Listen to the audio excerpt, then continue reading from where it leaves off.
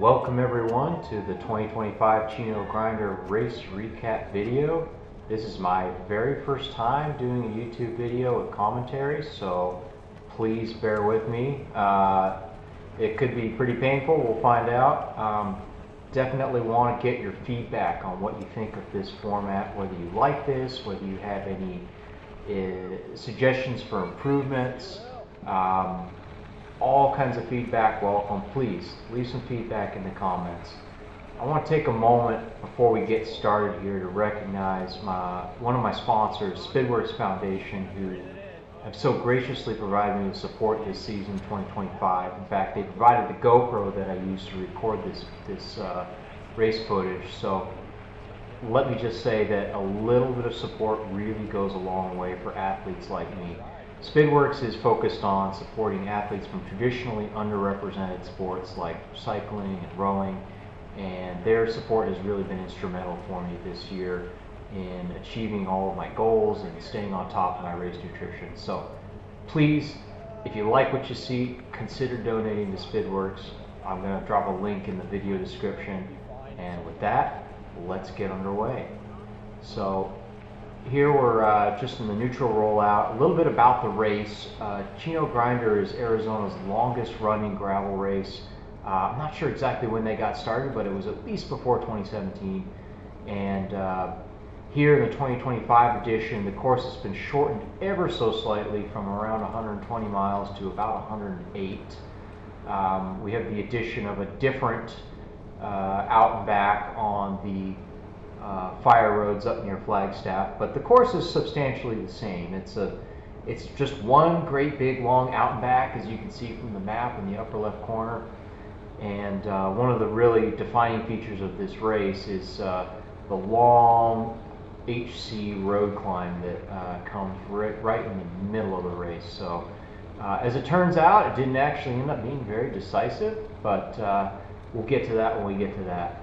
So it was really quite cold at the start. You can see here we've just hit dirt for the first time. The sun is coming up over the mountains. We're at the coldest part of the day. Start temperatures were a little below 40 degrees at the start, so pretty nippy, but I'll tell you, things really warmed up pretty quick once we got moving and once the sun rose.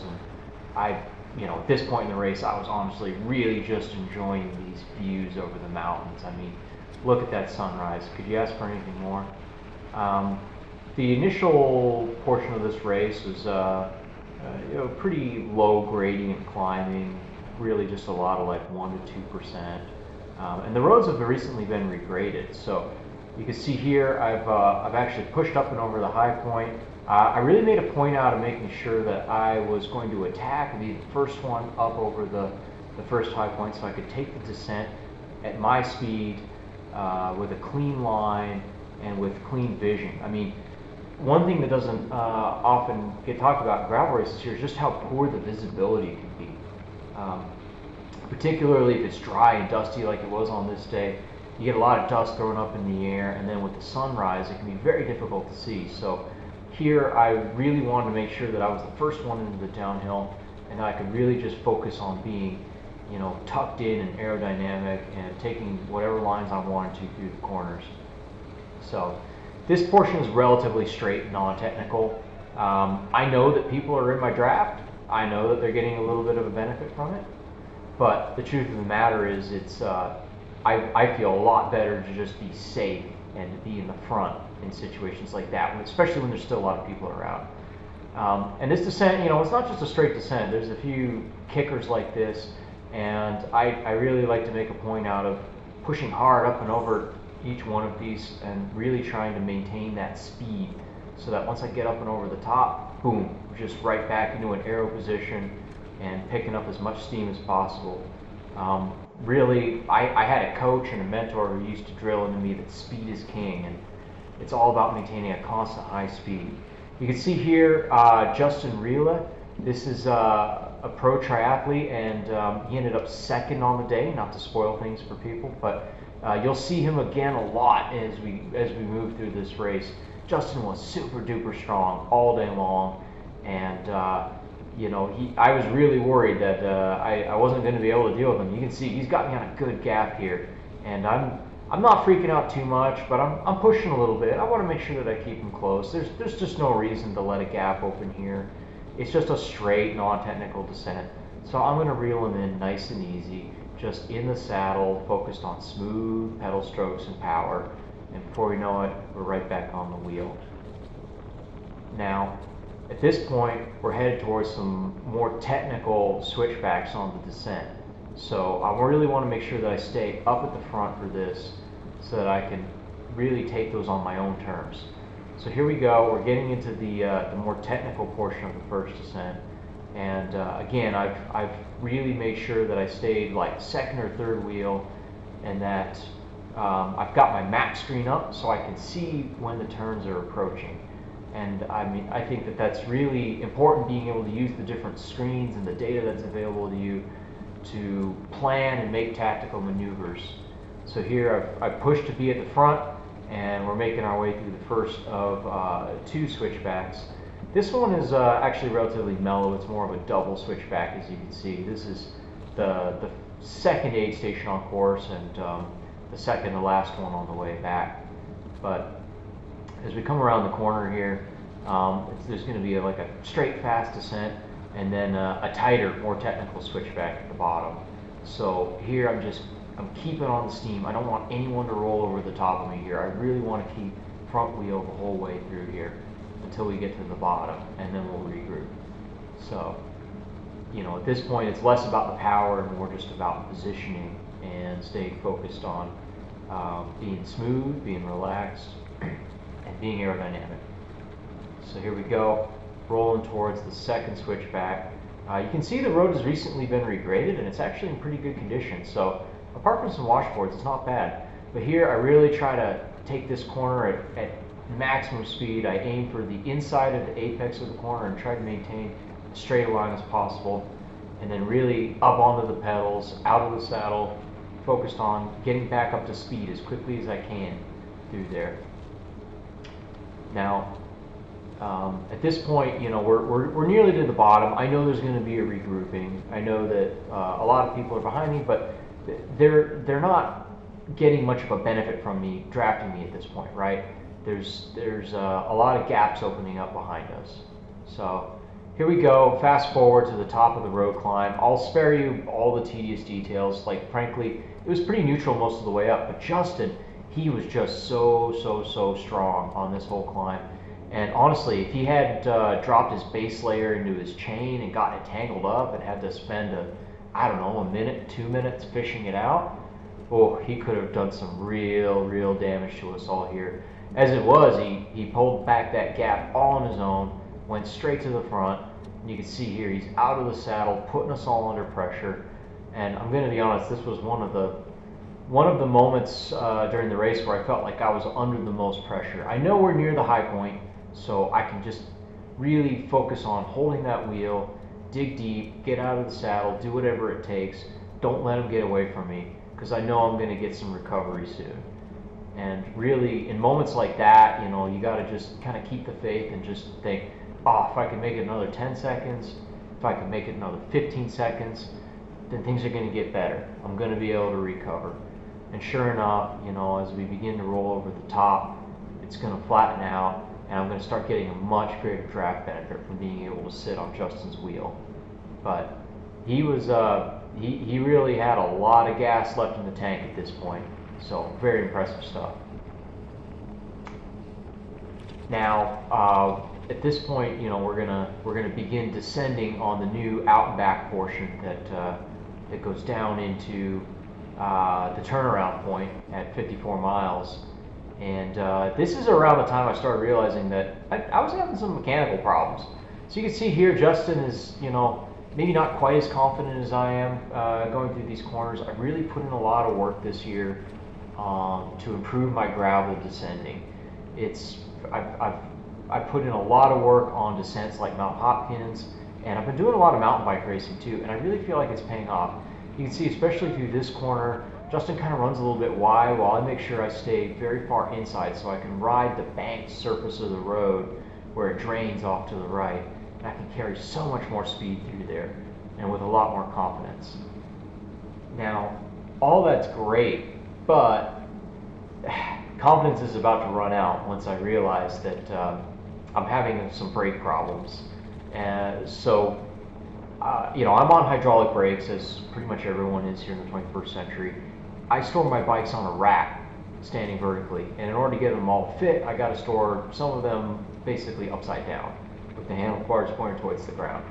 The gravel bike is one of them, and as it turns out, that can sometimes have some effects on where bubbles, if there are any, in your hydraulic brake system go. And as we'll see here at this hairpin at the bottom, I had basically lost all of my front brake. And I start to realize, and so I'm pulling the rear and I'm skipping a little bit. I'm just trying not to lose composure, not to unclip. I run wide off the side of the road, but just kind of staying focused and trying to stay cool and calm. Managed to keep it up and not take anyone to the ground with me. So thank goodness. That wasn't the only time that happened in this race. Now, at this point, we've made it back to the road. We've climbed up and out. Matan and Maxwell Rye. So Matan Sofer is one of my teammates. He was in the neon green Landis Trek jersey. And Maxwell Rye, another very talented Cat 1 cyclist who's just moved to Arizona. They've been dropped, so it's just me and Justin Rila at this point. And I'm pretty thankful to have a companion for this descent, especially kind of a stockier, more powerful rider like Justin, who can really plow through the wind and give me a nice draft down a long descent like this. But I'll say that even now on this descent where we're doing 40 miles per hour and we're not pedaling, I was beginning to have some inklings that Justin might be starting to feel the efforts a bit. He was, again, I cannot emphasize enough, just so strong all day long. But he ended up stopping a couple of times, once for the clothing snafu and a second time to take a hydration pack at the aid station, where I decided I'm going to take 2 big bottles, I'm going to take 2 liters of water in my hydration pack, I'm going to take that weight penalty, and I'm going to make sure I don't have to stop a single time in this entire race. And I can see, even on this descent, he's starting to, not really pull very hard as we're going down. So now we're making our way back onto the dirt, and this is where some of the real tells start to show. So as we begin making our way onto the dirt, we kind of pass through a sector with some rolling, punchy climbs. Before we do a slightly technical descent back to the low point of the course. And as we'll see here shortly, on some of these short kickers, I'm really focused on keeping the speed high. So here we go, we're doing like 32 miles per hour here. Still going downhill a little bit, but boom, about to hit one of the steepest kickers on course. It's not very much to look at here, but you got to keep in mind we're about 3.5 hours into the race. It's been hard. So here we go, up out of the saddle. You can see instantly I'm already up in front of Justin's wheel. He's still staying with it. Make no mistake, he latches right onto my wheel after this. But this is just kind of goes to show that if Justin was feeling great, if he was feeling like he could work me over later on in this race, there's probably no way he lets me get in front of him at this point. So up and over the top, make sure we get back up to speed.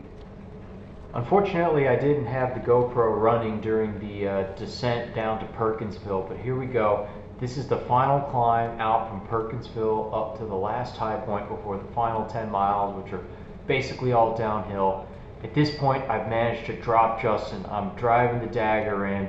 I basically just surged one time too many for him. We're at about 4 hours, 15 minutes. It's been really, really hard all day long. And here I'm really surprised at how good I was still feeling. I knew that at this point, I've got the separation. I need to keep staying on the gas. I got to really drive this whole thing home. And, I remember early on when I was learning how to race road bikes, someone told me, once you got a gap, you really got to just basically step on their neck. Don't let them up for air. Bury them 6 feet deep. and especially knowing that the last 10 miles is kind of a false flat downhill that's much better suited to like a steady power guy like Justin, you know, kind of stockier, bigger guy who's going to roll really fast down that. I know I need to pad out my advantage as much as I possibly can here on the uphill. So I'm all in, 100% full gas. And let me tell you, I was pretty empty by the time we hit the high point. But from there, it was just all about staying focused, staying aero, and making my way to the finish. And finally being able to lift my arms in celebration of being the first finisher of the 108-mile long course at Chino Grinder. So really, I just want to say once again, thank you Spidworks for your support throughout this entire season, and thank you to each and every one of you who decided to tune in and watch this whole video recap. Really enjoyed it, hoping I can bring some more footage to you again soon from Spirit World in Patagonia. Cheers!